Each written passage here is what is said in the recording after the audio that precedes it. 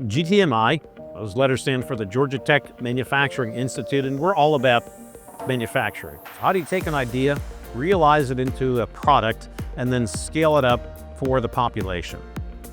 We actually have a unique ability here where we can go from very small materials development, where we're trying to understand the properties and the structures of materials, up to pilot scale production, in part because of the advanced tooling that we have at our disposal that can help us push the boundaries, unlike any other institute that I personally know of.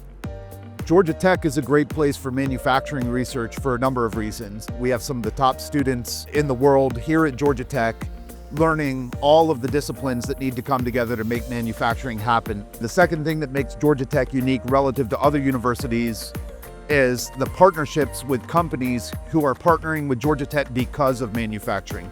When you partner with GTMI and Georgia Tech as a whole, you don't just get the academic wherewithal of Georgia Tech, you also get the business and industry that has been working with Georgia Tech and GTMI specifically for decades. We can bring more horsepower into the conversation that other institutes just don't have that capability. So what excites me the most about the future of manufacturing research within GTMI is the fact that we have made significant impact, we are making significant impact now, and we will continue to make significant impact.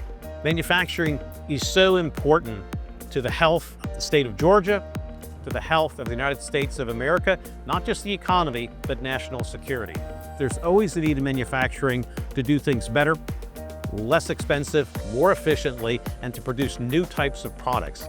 I don't care whether you come back in 5, 10, 20, 30 years, we're still going to have a lot of great problems to solve, and we're going to make sure that our facilities are always state-of-the-art and on the leading edge so that we can solve those problems for the country.